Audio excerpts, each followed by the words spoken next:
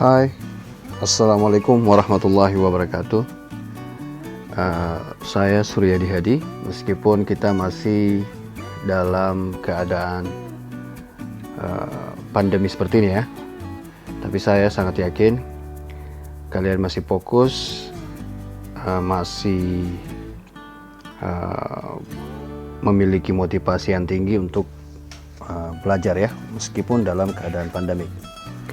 Baik, ini berbicara tentang atau akan membahas tentang bagaimana mengelola permintaan suatu produk agar bisa menjamin penyusunan jadwal induk atau master scheduler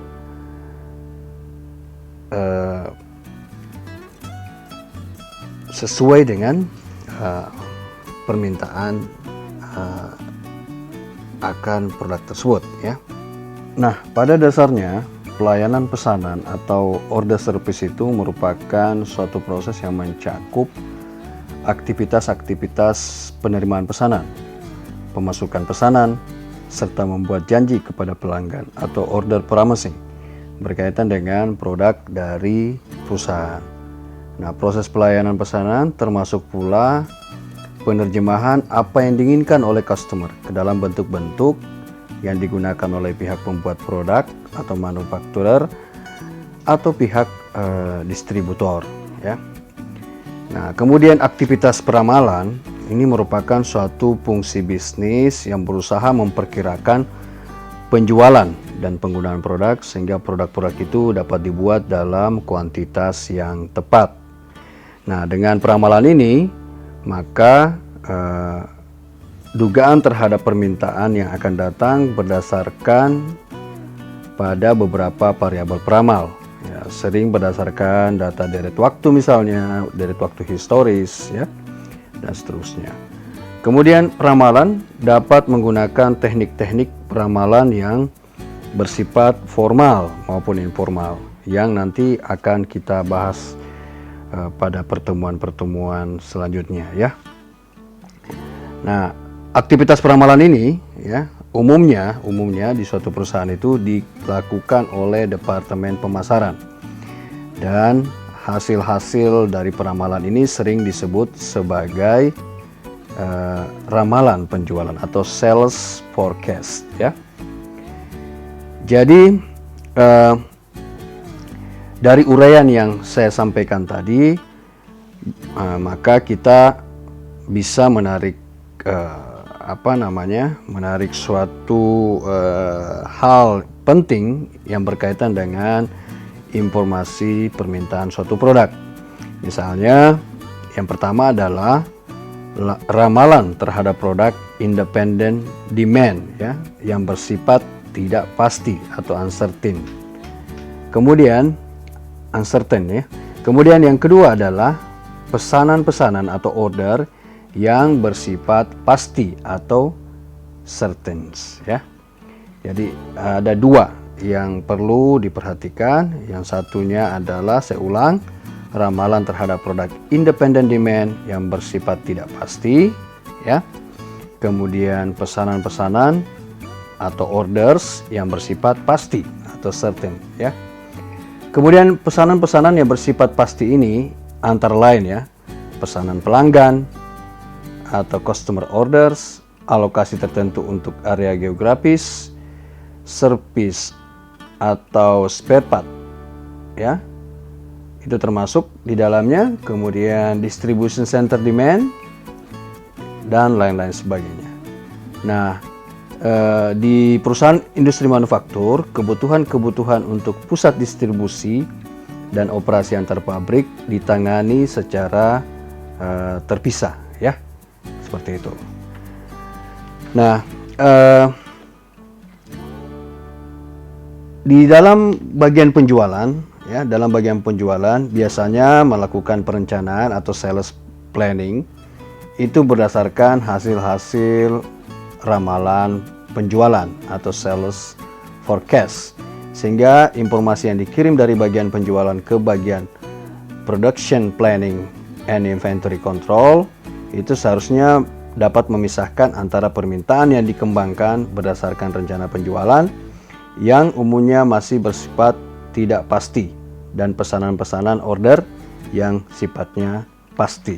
Sehingga nantinya akan terdapat dua kategori utama dalam manajemen permintaan, yaitu pertama, permintaan berdasarkan rencana penjualan atau ramalan penjualan, ya, yang bersifat tidak Anda sekalian agar dapat mengetahui dua aktivitas utama daripada manajemen permintaan ini. Nah, hal yang sangat penting untuk diperhatikan dalam manajemen permintaan itu adalah bahwa tidak boleh meramalkan hasil-hasil yang dapat direncanakan atau dihitung, ya. Jadi tidak boleh mencoba meramalkan hasil-hasil yang dapat direncanakan atau dihitung.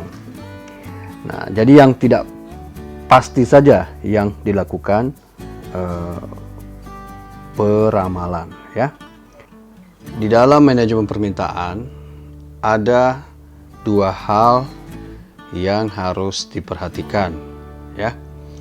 Selain dari beberapa hal yang sebelumnya, ya, yang tadi saya sudah sampaikan. Dua hal penting juga di kaitannya dengan manajemen permintaan itu adalah ada namanya dependent demand dan ada independent demand. Nah, biasanya independent demand inilah yang bisa diramalkan, yang sebelah kanan, ya. Yang sebelah kanan yaitu independent demand, sekali lagi bisa diramalkan karena sikonnya tidak pasti atau sifatnya tidak pasti. Kemudian dependent demand adalah, ya, sifatnya dia tergantung, ya, dari suatu produk. Kalau tadi independent tidak tergantung, sedangkan dependent tergantung. Jadi tidak boleh diramalkan. Nah, apa contohnya?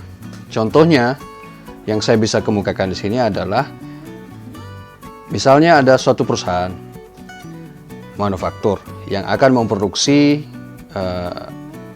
mobil sebanyak 100 unit mobil. Maka mobil ini bisa diramalkan 3 bulan ke depan atau bisa diramalkan berapa tahun ke depan, ya. Mobilnya, ya, satu unit mobilnya atau beberapa unit mobilnya bisa diramalkan dalam jangka yang panjang, dalam beberapa periode, ya. Sedangkan dependent demand tidak boleh, ya. Jadi 100 unit tadi, ya, untuk dependent demand tidak dapat diramalkan, maksudnya tidak dapat diramalkan bannya, ya. Karena kalau 100 unit, ya, kalau 100 unit yang yang diproduksi, ya, maka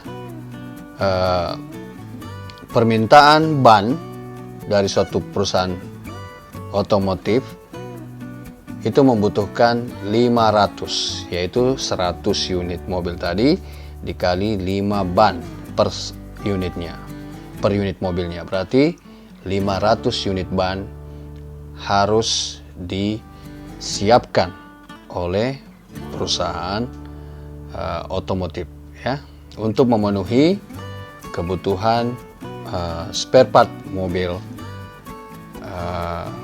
yang mereka produksi, ya. Jadi sini dalam pada layar ini sudah jelas perbedaannya, yang mana dependent demand adalah permintaan terhadap material, parts atau produk yang terkait langsung dengan atau diturunkan dalam struktur bill of material untuk produk akhir atau untuk item tertentu. Sedangkan independent demand, ya, independent demand adalah permintaan material, parts atau produk yang bebas atau tidak terikat langsung dengan struktur bill of material. Jadi bill of material ini semacam susunan, ya, susunan suatu produk. Ya, misalnya tadi mobil, tentu dibutuhkan bill of materialnya harus dibutuhkan 5 ban per unitnya, kaca sejumlah kaca depan itu 100, kemudian kaca belakang juga 100, ya, begitu seterusnya. Itu namanya bill of material, suatu produk. Nah, semua tadi yang saya sampaikan bagian yang terakhir tadi itu ada kaca, ya, beberapa kaca depan, kaca belakang. Nah, ini tidak boleh diramalkan, ya. Jadi tidak boleh diramalkan karena itu sudah pasti satu unit mobil membutuhkan kaca tersebut juga, ya. Kalau tidak ada kacanya, ya tidak lengkap produknya. Nah, mobilnya yang bisa diramalkan. Yang perlu Anda sekalian perhatikan yaitu di dalam meramalkan ada konsep-konsep dasar yang perlu diperhatikan. Yang pertama adalah menentukan tujuan dari peramalan. Kemudian yang kedua, memilih item independent demand yang akan diramalkan. Kemudian ditentukan periode waktu dari peramalan tersebut. Yang keempat, memilih model-model peramalan. Dan selanjutnya memperoleh data yang dibutuhkan. Kemudian yang keenam, memvalidasi model peramalan. Kemudian yang ketujuh, membuat peramalan. Kemudian step yang ke-8 atau langkah ke-8 adalah mengimplementasikan hasil-hasil peramalan. Dan yang terakhir, memantau keandalan hasil peramalan yang dilakukan, ya. Nah, secara umum data itu, ya,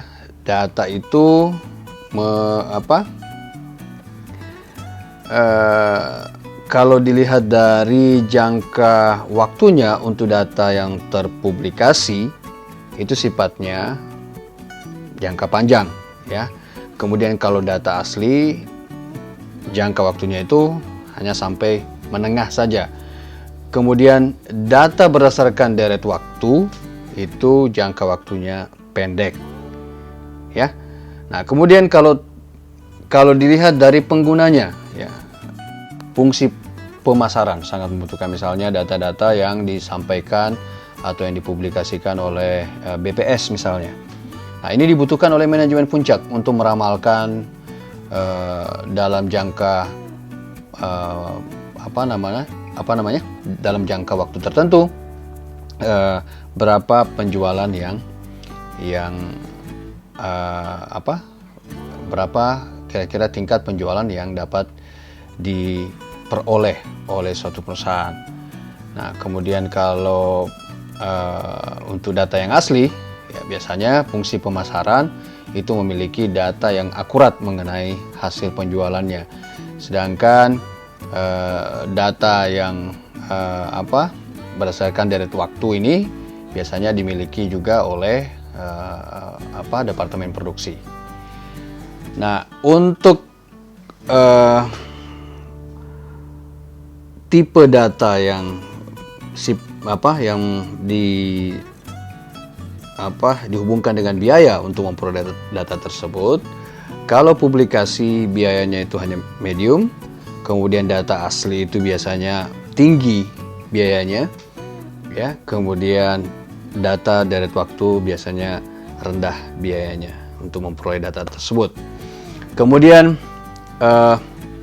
dari sisi kemudahan, nah, kalau data yang terpublikasi biasanya ya on average, ya, untuk mendapatkannya. Kemudian kalau data asli ini umumnya mudah untuk diperoleh. Kemudian dari sisi metode, ya, kalau data publikasi, ya, tentunya terpublikasi, ya, publik bisa mendapatkannya, ya, dengan mudah. Kemudian data asli biasanya dilakukan oleh suatu lembaga dengan melakukan penelitian pada kelompok-kelompok konsumen tertentu atau pada daerah-daerah tertentu atau pada negara-negara tertentu oleh datanya. Sedangkan kalau data deret waktu biasanya ini data yang menyampaikan atau menyajikan data-data yang sifatnya historis ya. Jadi bisa lebih mudah diperoleh dan biayanya cukup rendah kalau data yang berdasarkan deret waktu. Jadi pada layar ini ya, tadi sudah saya sampaikan bagaimana perbedaan dari jenis data ya, atau tipe data yang ada dilihat dari jangka waktunya, penggunanya, biaya untuk memperolehnya, kemudahan memperolehnya, dan metodenya. Nah, selanjutnya di dalam di dalam memproses data. Dalam memproses data ini ada beberapa permasalahan yang biasanya dilakukan. Yang pertama adalah misalnya melakukan identifikasi dan melakukan koreksi terhadap data. Mungkin ada salah input dan seterusnya. Jadi perlu dikoreksi. Kemudian kemungkinan permasalahannya adalah perubahan tetap dalam pola data. Nah, jadi kalau ada perubahan yang sifatnya tetap dalam pola data, maka tindakannya adalah mengubah model peramalan. Nah, model peramalan ini pada materi selanjutnya nanti kita akan bahas bersama-sama ya, masalah model peramalan yang bagaimana yang cocok dalam kaitannya tadi ini, perubahan tetap dalam pola data. Kemudian yang ketiga adalah permintaan tidak normal. Biasanya ada permintaan yang tidak normal. Analisis data perlu melakukan penyaringan dan penyesuaian. Nah, jadi agar bisa mengantisipasi adanya permintaan yang tidak normal ini. Kemudian biasanya ada data yang hilang. Ya. Nah, kemudian kalau terjadi data yang hilang, maka hal yang dilakukan adalah memperoleh data yang asli, ya kalau bisa diperoleh, atau adanya substitusi data. Kemudian yang permasalahan umum terakhir adalah biasanya data itu variasinya normal.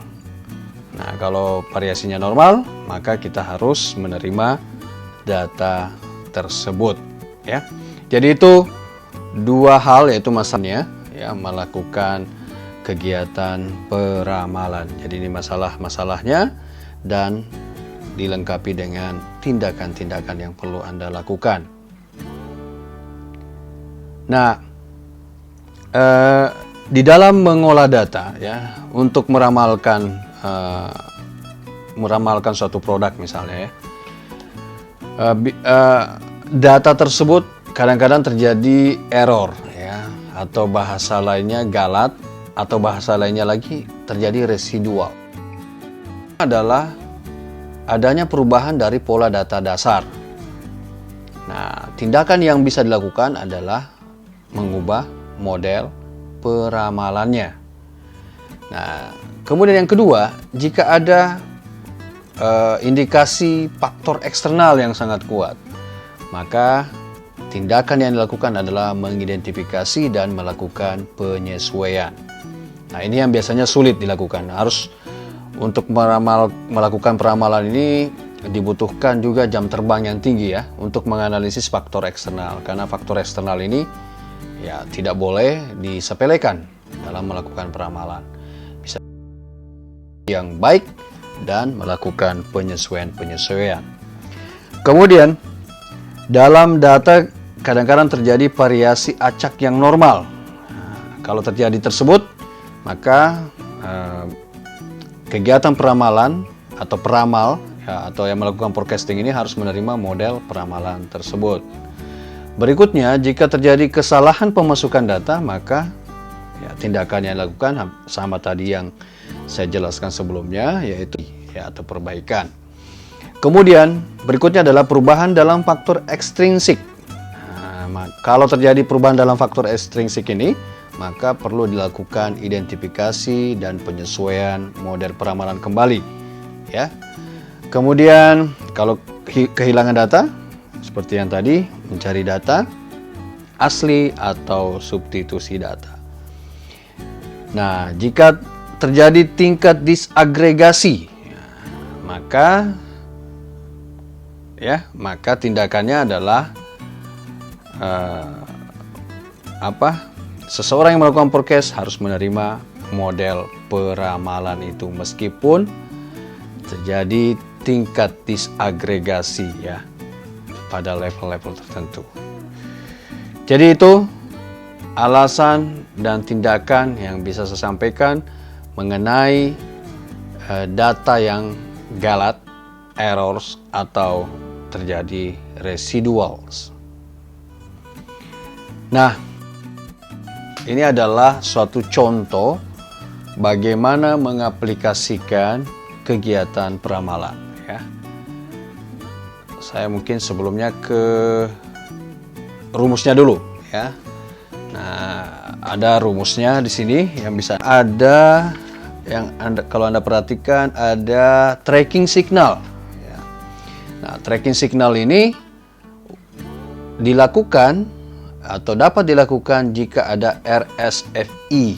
Jadi ada akumulasi dari forecast error yang ada ya dibagi dengan ya rata-rata mean absolute deviation. Nah, RSFA yang Anda lihat di sini itu diperoleh dari aktual forecast demand pada periode tersebut, ya. Jadi itu itu RSFI untuk mencari hal tersebut. Apakah dia minus, apakah dia plus, ya itu tergantung dari datanya, ya, atau pengurangan aktual demand atau permintaan yang real terjadi dikurang dengan permintaan peramalan, permintaan yang berdasarkan peramalan maksud saya. Nah, setelah diperoleh perhitungan tersebut atau mean absolute deviation. Nah, di sini kalau kita perhatikan, MED diperoleh dari perbandingan antara absolute dari forecast error. Ya. Jadi kita harus kumulatifkan dulu forecast error yang terjadi. Ya, dihitung semua, dikumulatifkan, kemudian dibagi dengan banyaknya periode data.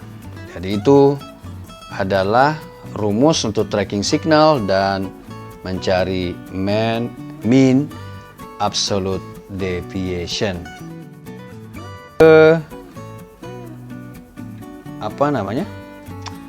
Ke contoh kasusnya. Ya, tadi sempat saya tampilkan, ini ya, bisa kita lihat ada 9 kolom. Sini ada periode, kolom forecast, kolom aktual, kolom error, kolom running RSFA ini ya, kolom absolute error, kolom kumulatif absolute, ada mean absolute deviation, dan ada tracking signal ya. Nah, kita ke kolom pertama dulu. Di sini ada kolom periode, ya, bisa per bulan, bisa per tahun, ya. Kemudian di kolom kedua ada peramalan suatu produk. Ya, di sini misalnya diperkirakan tahun pertama atau periode pertama itu peramalannya 100, ya. Begitu seterusnya sampai periode ke-6 yaitu 110. Kemudian aktualnya atau real penjualannya itu di sini lebih rendah ya. Untuk periode pertama ada yaitu 90, sementara peramalannya 100. Jadi terdapat error ya, error sebesar minus 10 ya, errornya karena ada kesalahan atau ketimpangan antara peramalan dengan jumlah real produk yang terjual ya. Begitu juga di periode kedua ada selisih 5 ya, yaitu dari 95 dikurang 100. Kemudian periode ketiga sedikit lebih tinggi, yaitu 15. Di sini karena ramalan dengan aktualnya itu terjadi kelebihan ya, atau positif ketika dikurangkan antara aktual dengan forecast. Jadi ada selisih positif 15. Kemudian periode keempat juga begitu. Setelah kita lakukan pengurangan antara aktual dikurang dengan forecast, terjadi selisih minus 10 ya. Jadi menurun kembali. Tetapi pada periode selanjutnya meningkat, yaitu pada periode kelima 15 dan periode keenam sebesar 20. Kemudian RSFE-nya ini ya, RSFE yang nanti sangat berguna untuk sangat berguna untuk tracking ya, signal. Kesalahan pada perhitungan di sini bisa mempengaruhi ya.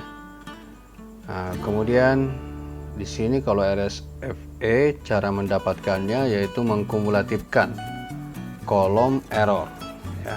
Jadi kumulatif dari error. Di sini kita mulai minus 10 ya. Startnya minus 10. Kemudian kita kurangkan dengan minus 5 mendapatkan minus 15. Minus 15 ditambah 15 itu sama dengan 0 untuk periode ketiga. Kemudian untuk periode keempat RSFE-nya minus 10 karena 0 kurang 10 ya. 0 kurang 10 sama dengan minus 10. Kemudian minus 10 ditambah 15 sama dengan plus 5. Plus 5 ditambah 20 sama dengan 25. Nah, ini angka-angka yang diperoleh setiap periodenya ya dari cumulative error atau RSFE, Running Sum of the Forecast Error. Kemudian kita ke absolute errornya. Kalau yang ini kita faktorialkan ya, sama dengan matematika kita faktorialkan. Sini terdapat minus ya, di sini karena kita absolutkan, kita sederhanakan menjadi positif 10 ya. Di sini 5 walaupun di sini minus 5, begitu seterusnya mendapatkan angka seperti pada kolom 6 ini, yaitu absolute error. Kemudian setelah itu kita kumulatifkan lagi ya, pada kolom ketujuh ini kita kumulatifkan angka yang ada pada kolom 6 atau kolom absolute error. Kita mulai juga dari 10 ya, starting pointnya 10. Kemudian 10 ditambah 5 sama dengan 15. 15 ditambah 15 sama dengan 30. Begitu seterusnya sampai diperoleh keseluruhan nilai yang ada pada kolom absolute error ini. Nah, setelah itu kita ke pencarian angka mean absolute deviation, yaitu membagi nilai pada kolom absolute di kolom ketujuh ini, semua angkanya dibagi dengan angka pada kolom 1, yaitu periode. Nah, di sini kita dapat 10,5.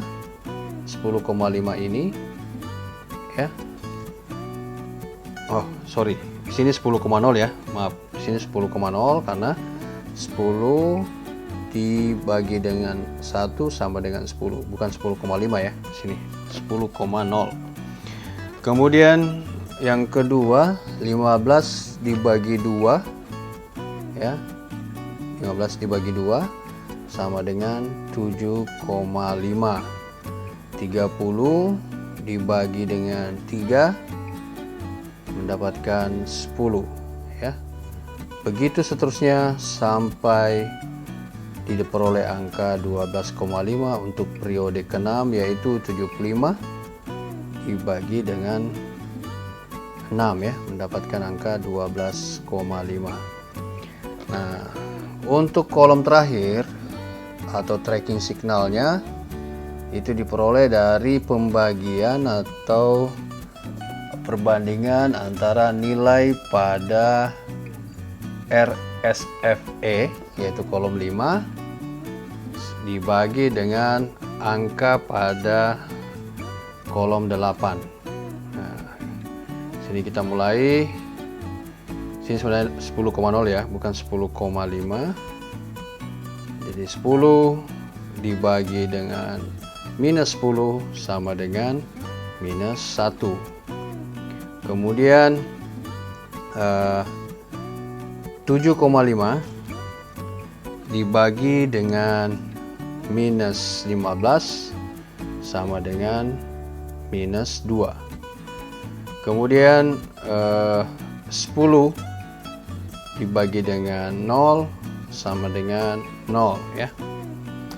Kemudian 10 dibagi dengan minus 10 menghasilkan angka minus 1.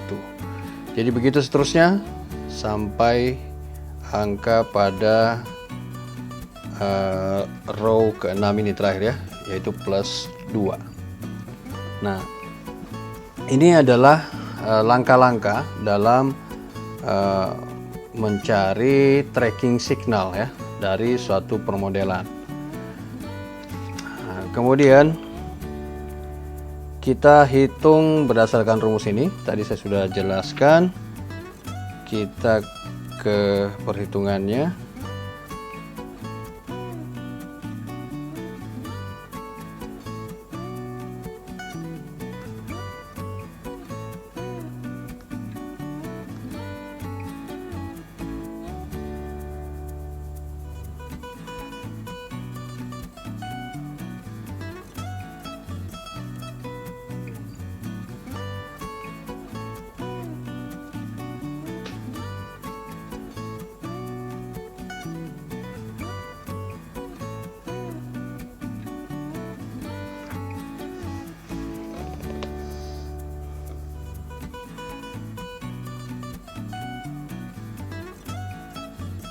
Ya, jadi perhitungan untuk mean absolute errornya itu kita peroleh angka, yaitu absolute dari forecast error dibagi dengan jumlah atau banyaknya periode data ya. Jadi 75 ini diperoleh pada kolom ke-7, yaitu kumulatif absolute error dibagi dengan jumlah periode data yaitu 6 sama dengan mean absolute deviationnya yaitu 12,5. Sedangkan tracking signalnya yaitu run sum of the forecast error dibagi dengan nilai MED ya, atau mean absolute deviation. Jadi ya, RSFP-nya diperoleh dari kolom 5 dibagi dengan angka MED 12,5. Diperoleh tracking signalnya yaitu 2,0 ya. Nah, perlu diketahui tracking signal yang positif ini menunjukkan bahwa nilai aktual permintaan itu lebih besar daripada ramalan. Nah, sebaliknya kalau tracking signalnya itu negatif, berarti nilai aktual permintaannya lebih kecil daripada peramalannya. Nah, suatu tracking signal disebut baik apabila memiliki RSFE yang rendah dan mempunyai positif error yang sama banyak atau seimbang dengan negatif error, sehingga pusat hitung kita dapat membangun peta kontrol tracking signal sebagaimana halnya dengan peta-peta kontrol dalam pengendalian proses statistikal yang memiliki batas kontrol atas dan batas kontrol bawah, ya. Nah, kalau berdasarkan pendapat dari ahli sistem peramalan seperti George Ploss dan Oliver White, ya, dua pakar production planning and inventory control ini menyarankan bahwa tracking signal itu maksimumnya adalah kurang lebih 4 sebagai batas-batas pengendalian untuk tracking signal. Jika tracking signalnya berada di luar batas-batas pengendalian, maka model ramalan tersebut harus ditinjau kembali karena akurasi peramalannya tidak dapat diterima, ya. Nah, untuk menjelaskan penggunaan tracking signal dalam memantau akurasi model peramalan, kita sudah melihat tadi prosesnya.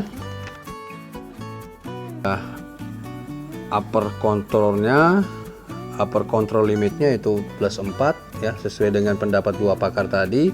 Nah, kalau dilihat ini berada dalam batas-batas yang dapat diterima, yaitu nilai-nilai tracking signalnya ini bergerak dari minus, ya, jadi minus 2, berangkat dari sini ke plus 2, jadi masih di bawah dari kontrol batas atas dan kontrol batas bawah, ya. Bahwa tracking signalnya, tracking signal ini menunjukkan hasil nilai aktual permintaan, ya, dari suatu peramalan. Kalau dia positif berarti nilai aktual permintaannya itu lebih besar. Sebaliknya kalau dia negatif berarti nilai aktual permintaannya itu lebih kecil, ya, lebih kecil. Nah, di sini ada aturan yang disampaikan oleh George Ploss dan Oliver White, ya, yang mana mereka merupakan pakar dari production planning dan inventory-nya itu maksimum 4 dan minimumnya minus 4, ya, sebagai pembatas pengendalian untuk tracking signal, sehingga apabila tracking signal berada di luar batas-batas pengendalian daripada minus 4 dengan plus 4, maka karena akurasi peramalannya tidak dapat diterima. Nah, tadi saya sudah berikan penjelasan bagaimana mencari mean absolute demand atau MAD, ya. Kita sudah peroleh sebesar 12,5 dan tracking signalnya sebesar 2,0, ya. Nah, kemudian di sini bahwa angka terendah di sini ada minus 2 dan angka tertinggi berada di plus 2, ya. Ya, plus 2. Nah, apa maknanya bahwa keseluruhan peramalan ini berada pada batas yang telah ditentukan, ya. Jadi tidak melewati batas daripada minus 4 ini, plus 4 dan minus 4. Jadi tidak perlu dilakukan peninjauan kembali, ya. Tapi, ya, untuk melakukan perbaikan terus-menerus dalam peramalan permintaan, kita bisa memperketat, ya. Kita bisa memperketat memperketat batas-batasnya. Misalnya plus 3, di sini minus 3. Atau mungkin kita memperketat lagi minus 2 dengan plus 2 batas. Jadi kondisi ideal tanpa kesalahan peramalan adalah 0. Ya, meskipun hal tersebut tidak mungkin dicapai, namun angka itulah hakikat dari upaya perbaikan terus-menerus atau continuous improvement dalam sistem peramalan menuju ke tingkat kesalahan 0 ya. Jadi sesuai dengan filosofi utama dari just in time. Nah, kemudian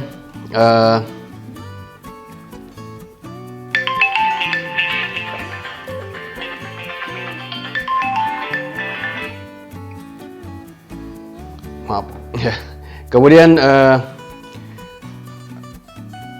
di sini ya, apabila kita perhatikan, tampak bahwa nilai tracking signal itu sekali lagi berada dalam batas-batas pengendalian ya, dimana mengidentifikasikan bahwa ramalan permintaan berada dalam pengendalian. Jadi sekali lagi saya ingatkan bahwa pengendalian ini harus berada, atau titiknya itu berada pada kontrol limitnya itu sama dengan atau garis tengahnya atau center line-nya, berada pada titik 0 ya, 0 di sini. Kita perhatikan dengan pola yang acak ya, dengan pola yang acak. Di sini minus pertama sampai titik tertentu, kemudian setelah titik ini akan menuju ke angka yang positif ya.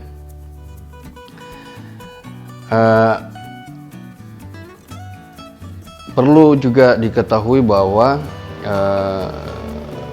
galat ramalan, saya sudah sampaikan pada penjelasan sebelumnya pada video ini ya, itu tidak dapat dihindari dalam sistem peramalan ya. Namun galat ramalan itu harus dikelola dengan benar ya. Jadi saya sudah juga berikan penjelasan mengenai bagaimana mengelola ramalan jika terjadi galat ya, Nah, dengan adanya tindakan, maka ya seorang forecaster itu mampu mengambil tindakan yang tepat berkaitan dengan alasan-alasan terjadinya suatu galat. Nah, sekali lagi mengenai tindakan-tindakan forecaster dalam mengambil tindakan, saya sudah sampaikan pada bagian awal, sebelum penjelasan gambar ini ya. Saya sudah sampaikan itu ada sebuah tabel yang menjelaskan bagaimana kondisi jika terjadi galat dan apa tindakan-tindakan yang harus dilakukan. Jadi saya kira itu dulu yang bisa saya sampaikan pada video manajemen persediaan dengan submateri manajemen permintaan pada kesempatan ini. Jika ada hal-hal yang kurang dipahami, bisa diisi pada kolom komentar di bawah dari video ini. Juga bisa mungkin melakukan teks langsung kepada saya melalui WhatsApp atau WhatsApp group ya. Kemudian video pembelajaran lain selanjutnya itu mengenai tetap manajemen permintaan dengan beberapa model-model peramalan yang nanti akan saya jelaskan satu persatu yang dapat digunakan ya,